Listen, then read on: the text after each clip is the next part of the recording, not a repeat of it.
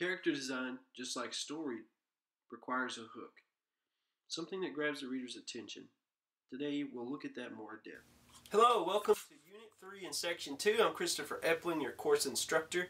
I'm so glad that you have participated with this course so far.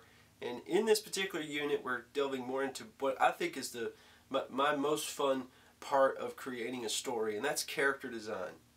Now, I want to be real clear on something. Whether you're working on a standalone piece of art or you're working on sequential pieces that go together to form a narrative, your character design is important.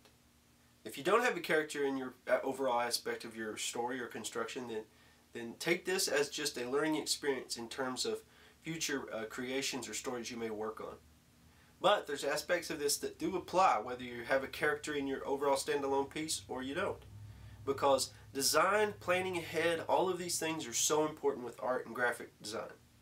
You do not ever sit down on your own by yourself and put together a completed work of art just as is. There's planning involved.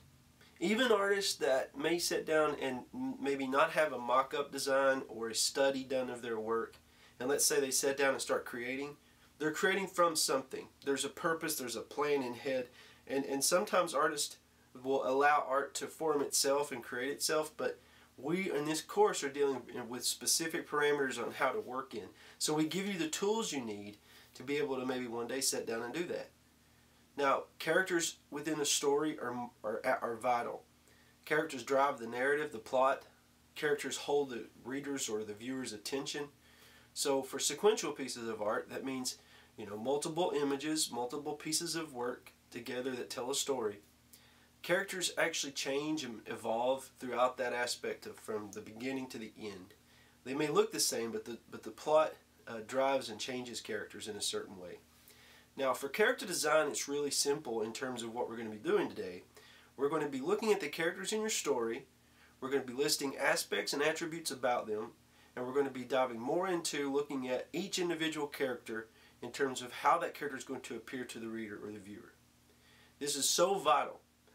Breaking down a character from what other artists have created already is another important aspect of this unit. We're going to be looking at other existing characters in mediums and different stories today. We're going to break those down and ask those questions we've been asking all along. Why did the artist choose to do that? And what did they want to maybe convey or get across to the reader or the viewer by doing so? These are questions you should be asking yourself. Believe me, it matters if your character is drawn in a certain way or painted in a certain way. It gives effects to the overall emotion and the overall feeling for your story. So just sit back, relax, let's have fun, and we're going to dive more into character design. Now often when I'm creating my own characters, I use a method called the circle method. You can see that I'm using a red pencil first to lay down just a series of circles.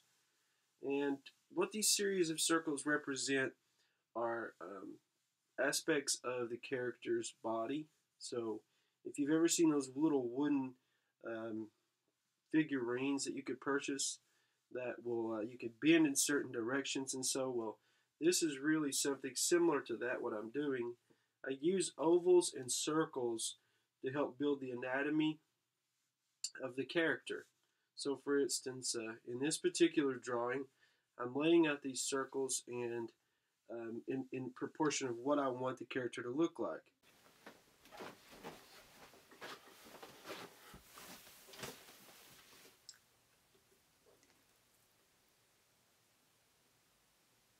Okay, well,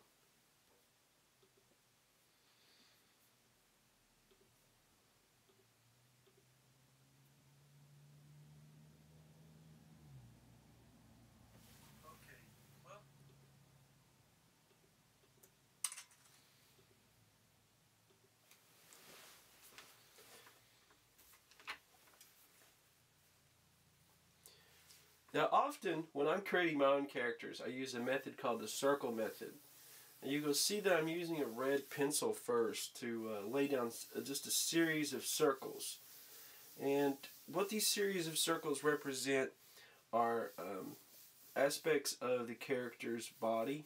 So if you've ever seen those little wooden figurines that you could purchase that will you could bend in certain directions, and so well.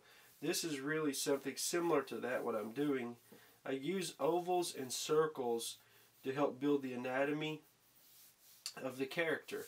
So, for instance, in this particular drawing, I'm laying out these circles and in proportion of what I want the character to look like. Go back over after I finished in red, and I may then sketch out where I want my line to actually be and the features that I want to keep and get rid of. So some of these features I may get rid of, some I'll keep. So you'll see here that I'm adding this detail in now. So we got this little fat cat character who's just sitting back on a ledge, and that's what I want to try to convey, is this sense of this character sitting back on this ledge. So my ovals just help to guide me. The ovals help to show me where my lines will be, so that whenever I go in to work in pencil or ink, I can easily know where my lines are. So this is just a small example of that. So you can imagine this character sitting on this ledge, and this is where the character exists in the story. So that's what I'm going to use. The character has characteristics. Purple prickles, we have orange eyes, poisonous wart, terrible teeth with black tongue, terrible jaws, knobby knees, and claws. So these are all features of the character. The artist has chose to label these so that we know, or we could tell anyway, what's happening in each one of these features of this artist's work. So we know what's happening. We know what's going on with this character, and and maybe perhaps why the character chose to do this. So it's called the Gruffalo. Now we have a description of the character. So let's read it together. So the Gruffalo has two large curved horns at the top of his head. Now imagine you're not seeing the character at this point. This is just a description. He has a bright orange eyes, slimy black tongue. The Gruffalo has an enormous poisonous wart on the end of his nose. Running all down his back are sharp pointed prickles. His claws are as sharp as razors, but his teeth are blunt and brittle. His fur feels as soft as a cotton wool, but it's matted and mangled. He has knobby knees and turned out toes. His feet are gigantic and stumps through the forest while swishing his long, bushy tail. The animals are scared of him because he is so terrifyingly large. Now, if we were to pull out just the descriptive words from this and apply it to the character, we can see how the character ends up being this.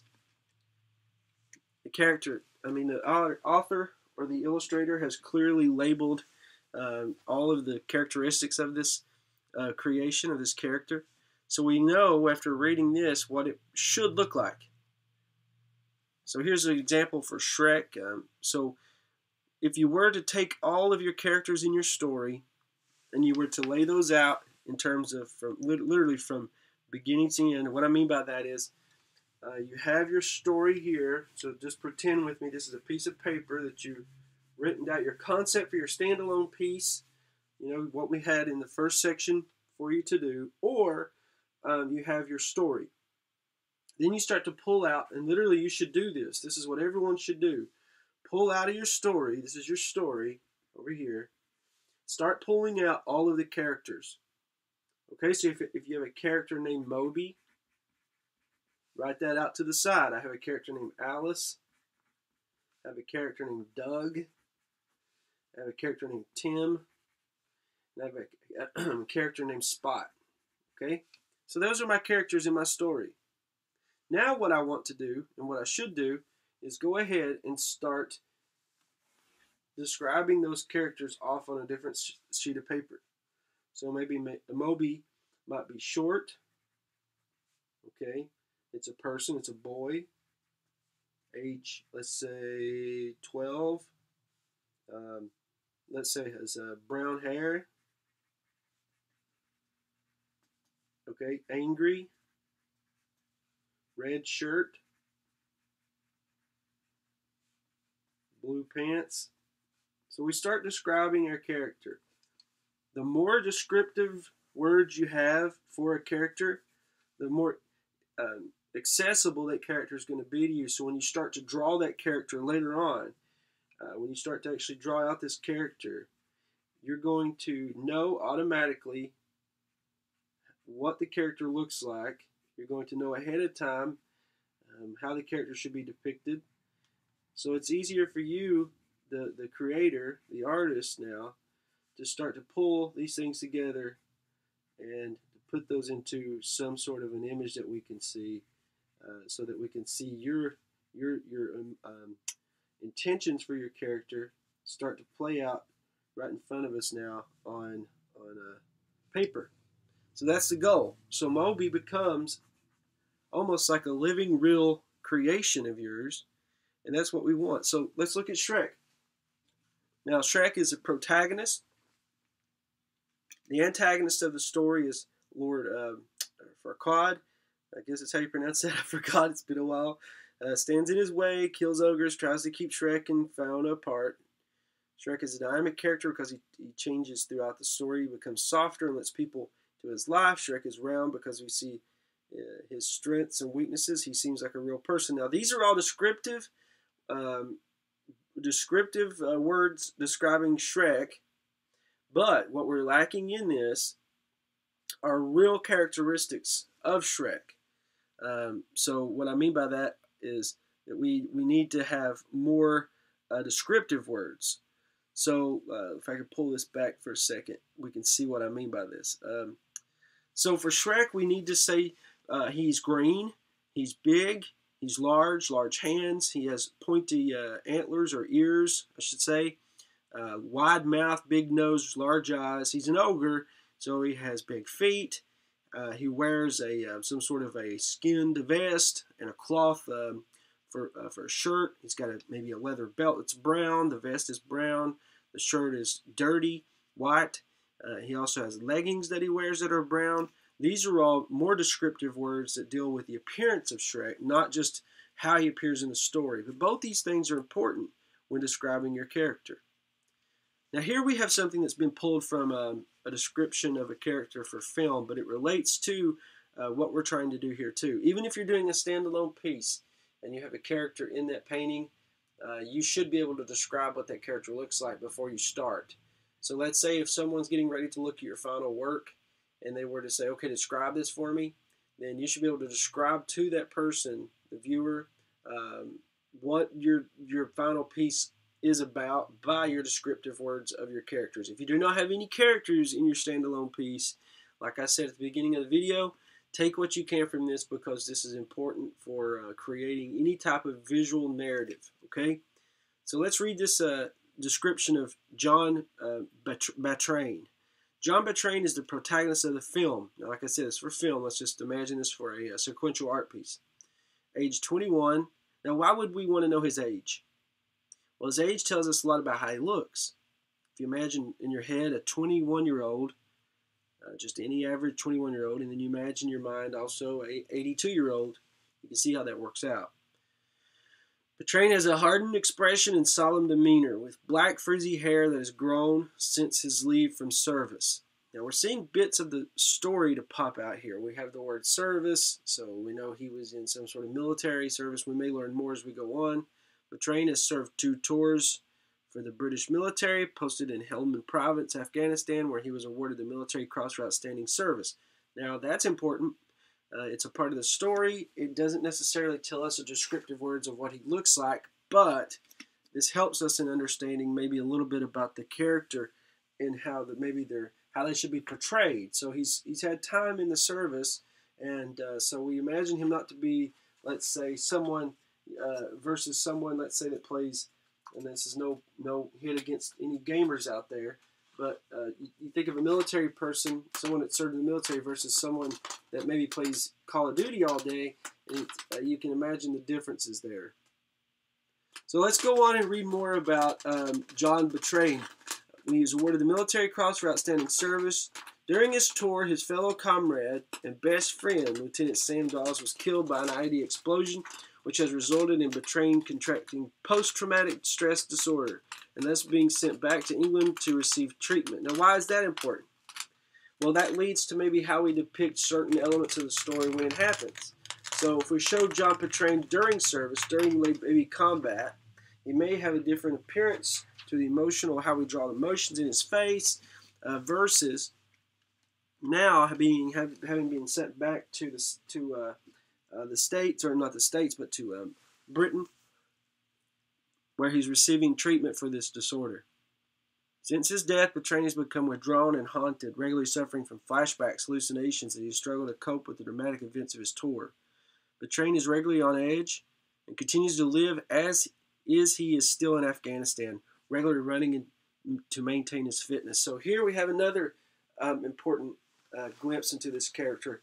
Even though these aren't descriptive words of how the character appears, we do have some telltale signs on how we should depict the character in the portion where it mentions that he has flashbacks and hallucinations.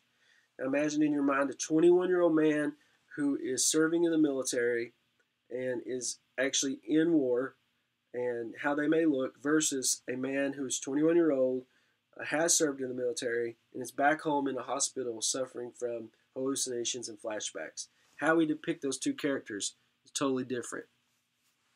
We got a description of Lenny. Those of you who are Simpsons fans may recognize him. Let's read what this says. He is a medium height and thin. His skin is yellow. He's got medium length, wavy, light brown hair. His eyes are big and black. He's got a long nose, small ears, and no eyebrows. He is wearing a green shirt, purple straps, gray trousers, and black shoes. This is the exact, to the point, descriptive words for how a character looks. We have no glimpse into Lenny as a person, his likes, dislikes, maybe his past experiences. This compared to the John Betrain description is totally different because we're looking at just the descriptive words of this character.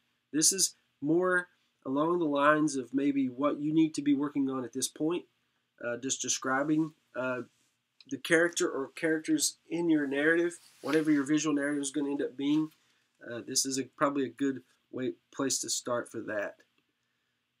So let's look at some tips for designing your characters. So let's say you've already written your story.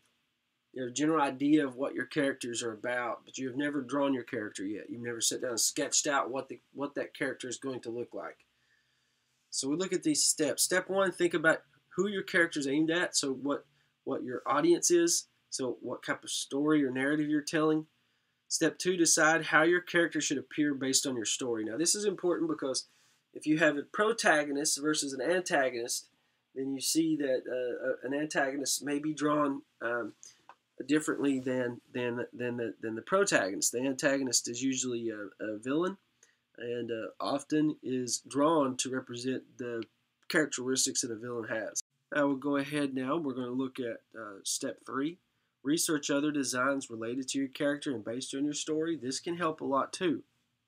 If you have a hero, if you have an antagonist or protagonist or a villain that is related to maybe a story or a narrative that you've already read or you enjoy, that will help you in understanding what or how to depict that emotion in your character. Step 4, make your character distinctive. This is important. It's okay to be influenced and motivated by other people's work, but try to make your characters distinctive in how they look. And we're not talking about, your characters can be really simple, and that's okay to do. It doesn't have to be elaborate. If simple and distinctive is better than elaborate and mundane. Elaborate and similar to other people's works out there, the more distinctive the better. Step 5 is use line qualities and styles to design your characters. So that sort of connects a little bit with step 4. Just make a character interesting to look at. Step 6, use exaggerated characteristics if appropriate. So that means, if you refer back to earlier, the reference we had of John Betrain, the young soldier versus maybe the mentally challenged or depressed character, how you imagine those two characters looking side by side should be totally different. So we have step 7, choose colors carefully. This is important. Remember earlier when I was talking about Moby from the example that I gave, it was just a bit ago where we were talking about Moby having a red shirt when he's angry. So the red sort of helps to enhance that emotion in that character. All right, so step 8 is add accessories if appropriate. This comes into play if maybe a character has a teddy bear they hold around and carry if they're young, and if it's a story about maybe a character who's perhaps has a sidekick or something, or some sort of an accessory that they have that will help add to the story. Step 9 is know your character from all perspectives. This is something we're going to look at a little bit later. All this means is that you should be able to draw your character from behind, from the side, from looking up, from looking down, looking front, straight on at your character. You should know what your character looks like just as much as you know characteristics about your character's personality. And then step 10 is give your character personality. So however the character relates to other characters in the story, their personality should be shown through how you depict them. And these are all just very, very important aspects in creating a character.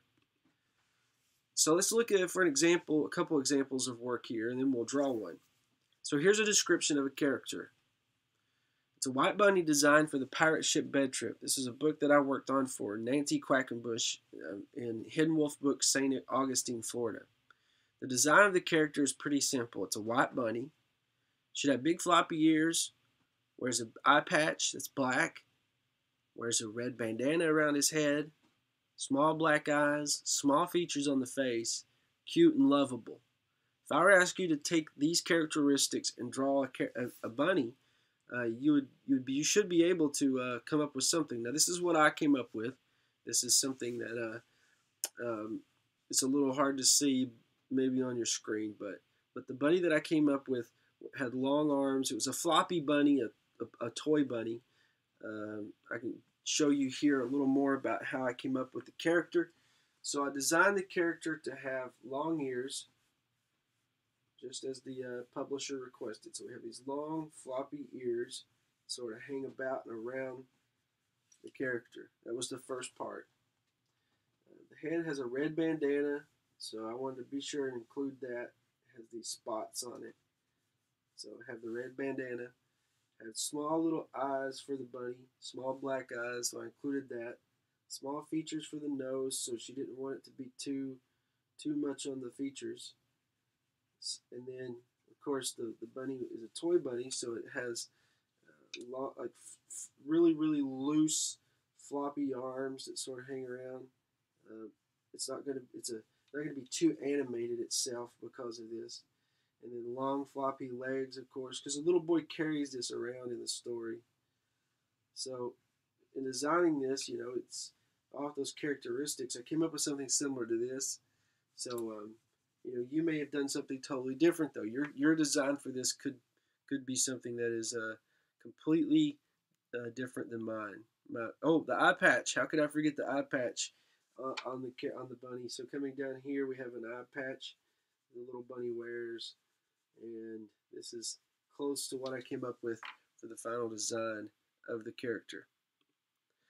So let's look at a murderer description. Now this is a standalone piece. So if you're designing a standalone piece of art, you could do a diptych or a triptych. That's fine too. We talked about that at some point at a school where students were thinking about doing 3 standalone pieces together for a sequential piece. That's perfectly fine too. Look at this. This is an actual piece of work. It's called Benton Ballad of the Jealous Lover. This is a standalone piece of art. And here's the descriptions. Now, this is the overall description of the painting. Now, let me be really clear. There's 2 descriptions that we're going to look at. The first deals with the overall description of the painting. Okay? Let's take a look at the painting first. This is the painting we're going to be looking at. Okay? Now, we're going to be describing what we're seeing. And that's exactly what we're doing. We're describing what we're seeing. All right, so we start out with the setting is outside for the entire piece. There's a house in the background. There's also a cow in the background too. We missed that one, and a haystack. But there's the hills are rolling and swirling hills. A large tree in the left of the painting by the road. There's a woman and man in top left. Man is holding a knife. Woman is beneath him. The road twists and turns towards and past the home in upper left. Men are sitting at a table in the bottom right. Two of them are playing music. One is listening. A bottle of whiskey or moonshine near them. Cups on the table. Now this is an overall description of the painting. What we're going to do now is we're going to break down just the character, just the murderer, okay? All right, so let's take a look at this. Now, this is a painting by Thomas Hart. It's the Benton Ballad of the Jealous Lover of Lone Green Valley. We're going to be describing the murderer. This man, if I can pull it up, here, the murderer with the knife, okay? Let's describe him. He should be tall, lanky, towering over a woman. Should have long fingers, hands, holding a knife, long legs, wearing deep blue jeans, I should say dark blue jeans. Arms should be long, bending, moving forward, wearing a hat, an old fedora, and face should be menacing and grimacing, okay? So we look at this now and compare it to what we just described. He has his black fedora, his face is grimaced, he has his blue jeans on, his boots, his hand is holding these long fingers holding this knife. Now we could even went more descriptions with him. We left out the boots and a few more things, but overall the generalization of what we're trying to work towards, we can see what this character should look like. So you should be able to describe your characters just the same. You should be able to break it down and tell me, what does the character look like. Let's try this again, this time with a zombie character. This is a relic hunter, is the name of the character. So here's the appearance. And what we're going to do is actually try to work on this together, okay? He has greenish skin. Okay, he's wearing a brown fedora, brown jacket, and a brown satchel around his body. Satchel may be carrying artifact. Something's in his satchel. Both eyes are large, wide, circular, and yellow. Light blue pants, dirty with brown boots. Brown mustache and some hair under his bottom lip. His mouth should be open, looking hungry. Stumbling always, hard to keep balance. This is our description. Now, we should be able to pull this together and draw a character based on just what we're seeing.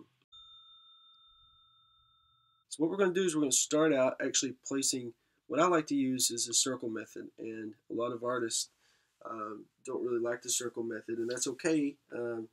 If you prefer to do this another way, that's fine, okay? The first thing we're going to start out with, though, is the head. So I draw a circle to represent the zombie's head. I'll go ahead and do this in red like I did earlier to kind of help break the two distinctions of the colors. So I have the red here to represent the zombie's head.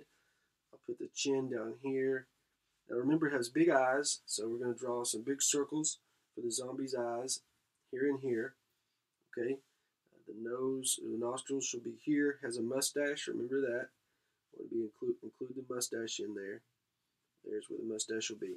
So I'm just working on the head right now. The neck will come down just below here. Now it says by description says that he's wearing a fedora, which is an old hat. So we'll put this on here. The hat coming back on each side like this, and I'll place it right on top of his head here. So it comes up both sides. And we have the fedora here. All right, so it's just an old hat. This relic hunter zombie's wearing. The band going across, we'll include that in a bit. His eyes, just small little pupils here. Put another one up here, sort of offset, so they're not looking both in the same direction. Put a little bit of some lines under the eyes here. His mouth is open based on the description, so we'll draw some teeth in here. And his chin coming down, back up, put another tooth here. And he has a little bit of hair based on the description underneath his chin. Now, he's wearing an old jacket, so we'll go ahead and include that. Here's where I use the circle method more for the arms. This will be where the hand is, one of the hands. He's wearing a satchel, so we'll go ahead and include that here, coming around the back. So So here's his satchel. Inside of it is something. We can't really tell what it is. So the satchel will be coming down here, just like that. Now what we want to do is we want to go ahead and work on how the body is positioned. Stumbling, remember that the character is stumbling. Hard to keep the balance, his balance. Another circle here to represent this hand. So I want to know where the arms are. Okay, one of the legs is going to be positioned just like this. And this will be the first foot. Okay, and the second foot is going to be, this leg is going to be bent inward just a little bit. Stumbling, remember we want to give the emphasis this character is having a hard time walking. Okay, so now that I have this rough sketch here, I can go back and start working on some details, such as with the hand. So I want to draw his fingers sort of sticking out a little bit. Okay, he's sort of just grabbing for whatever he can. That's good for this hand. This arm comes down and bends. And we'll draw the thumb first over here. Of course, his fingers here. Now, this method that I've just used is great for planning out where you're going to be drawing certain aspects of your drawing. But then once you have it, though, you have to go back and finish it up. So even though you've drawn it out in this mock-up underneath this planning process here, you have to go back and finish your work. So that's what we're going to work on now. We're going to go back with pencil. Now the character has these big eyes. Be sure and include those. You could do this portion in ink if you wanted. Nostril. There's his mustache. His mouth. Remember that the description said his mouth was open. We want to be sure and show that. A little bit of hair underneath the chin. His teeth. Get a couple of teeth here. 2 or 3 or 4. His tongue. If you did this in ink, you could allow the ink to dry and then go back and erase. So you could really pull out some detail. Now we're going to put the back of his head here. Another eye, of course. Part of his cheek here. One pupil looking up this way, one that way. His fedora, you can start to add now some cuts out of the fabric of the fedora to make it look older. You can actually go beyond the lines you've drawn and add some more character to your lines. This way, drawing this it's an underdrawing to what it is you're trying to do really helps. Really helps me. Of course, he's got his satchel on. Comes down like this. His jacket here. This arm comes down, out. Draw this hand with the fingers. You're just really tracing over your lines at this point. But you've designed this character based on the description that we were given. And that's the most important thing we're pulling from this. We're going to have some tutorials later on how to draw, how to apply a certain medium, and so that's going to be really fun later on in the course. This is not necessarily a drawing technique. This is just to show you how the character can be designed based off a description. That's all this is. So just take that from it. Remember that you're designing your character, so you know more about your character than anyone else. So the good part is that you're not having to draw based on someone else's design, which is what the job of an illustrator is all the time. That's all that I do, is try to put on paper what someone who maybe doesn't like to draw or can't draw, or what they want or see in their mind. An illustrator's job is to do that, is to draw what they see in their mind. So it's really hard sometimes to depict what a person wants to see. They know what they want, but sometimes it's hard for them to describe what it is they want. So here's our little zombie relic hunter. So it worked out okay. I don't know if you can see it as well as I hoped here. If I can try to pull this up, you can see a little bit better. The glare on the camera is, there we go. It's a little much. So our zombie relic hunter, based off the description we were given, and this is what I came up with. You may have done something different for that. Okay. Now let's take a look a little bit about dealing with Photoshop. Now, those of you planning or doing a digital piece, you're at a huge advantage, and I've said this all along throughout the course, because I love layers.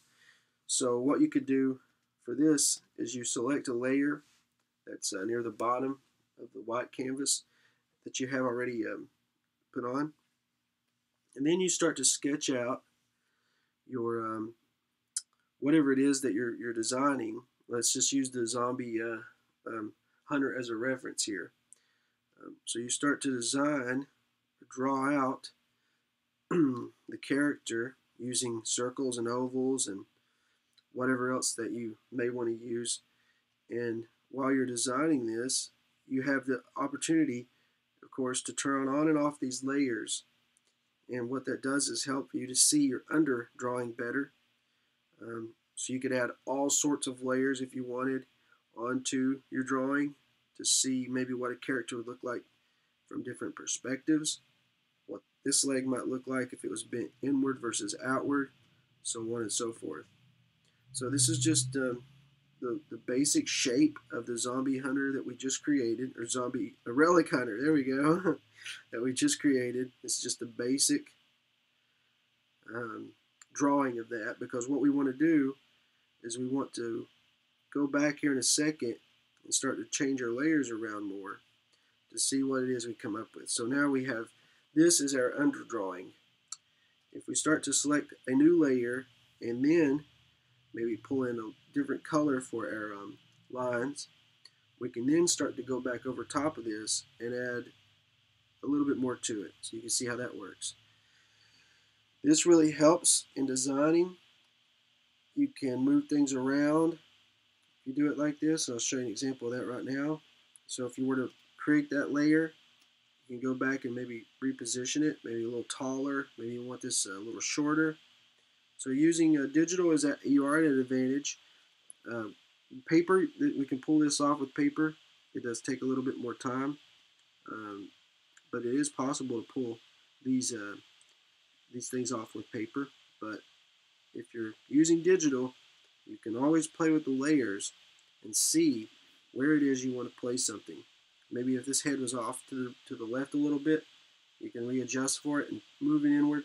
There's all sorts of planning things you can do with digital. Another thing that you can do with digital is you can go ahead and ink your drawing. You can go ahead and put the black lines over the top of it, start to fill it out more. This helps you a lot because you can play around with maybe where the eyes are positioned. So if you don't necessarily like how it is with paper, you can always erase, of course. But the speed at which you can design with digital is amazing. You can play around with all sorts of different angles, perspectives, using digital. So you're able to do something that really artists working traditionally have a hard time doing. You can enlarge the shape of the hat more. All sorts of things you could do digitally that you can't do with pen and ink or paper. I love working digitally. I think it's really fun. But of course, having that feel of paper and having the texture and just everything that paper has that it offers, or I shouldn't say paper, I should say traditional, maybe is a better way to put it. Everything that traditional art has to offer, really just, I love it. I love to work in the mediums that are physical, that I can touch and feel. Working digitally is awesome though for design. You have to use mediums in different ways for different artists. So some artists may use digital just for designing. That's designing alone. And some artists may use digital, to create their entire piece from, which is fine. Digital art's is beautiful. So whatever you use it for is up to you. You know, it's different for every artist. But in terms of character design and planning, you can't beat the ability to just change layers, move things around more, see how things work against one another, to play around with perspective, your composition, all of these things. You can do all this with digital so much easier than you can with traditional applications of your medium. It's just amazing. So play around with things, see what happens. Um, you know, you yourself can know what your characters should look like and what you want your characters to look like. Um, but you know, so with this in this particular piece, you know, when I go back, I can actually change and start to play around now with maybe what I would like for colors to look like. So I can move this layer below down here, and I can say, well, let's see how green works. That's pretty good. What about a little yellow in here too? On top of that, and you get to play around now with color. And we're not really focusing in on color right now. Like I said, that's going to come a little bit later. But it's so fun with digital because you can really access all these different attempts with your drawing, attempts that you may not end up using, attempts that may just be something you have in your mind and you want to see how it looks. And the coolest thing about it is you don't mess up your paper. You can just simply turn off your layer. And you can try this in all sorts of different color in all sorts of different ways. Okay, so that's it. So character design is something that, as we've seen now, can play a very important role in your overall design of your work. Whether it's a standalone piece of art or if it's sequential pieces, a comic book, children's book, graphic novel, character design is vital. Knowing what your character will look like, knowing what your character will appear as, is important before you ever start laying any type of medium down on canvas or paper. It's your absolute discretion on how you want to go about creating your characters and what emotions you want to convey by how you depict your characters. But if you sit down and just try to work it out on the whim, you may be very disappointed in the overall theme of your book or your work or your standalone piece. So thanks again. I hope you've enjoyed this particular unit. We'll move forward on in now to Unit 4 of Section 2. Please be sure to leave attachments of your work, images, take a snapshot, a quick shot from your phone, upload that to the Holler as you submit assignments. I'd love to see progress and see how you're doing within the course. Your instructor would love to see that as well, so be sure and attach any type of documentation of what you're doing to your submissions on the Holler. Well, thanks again. Until next time, I'm Christopher Eplin, and we'll just keep moving along within graphic arts. Thanks again.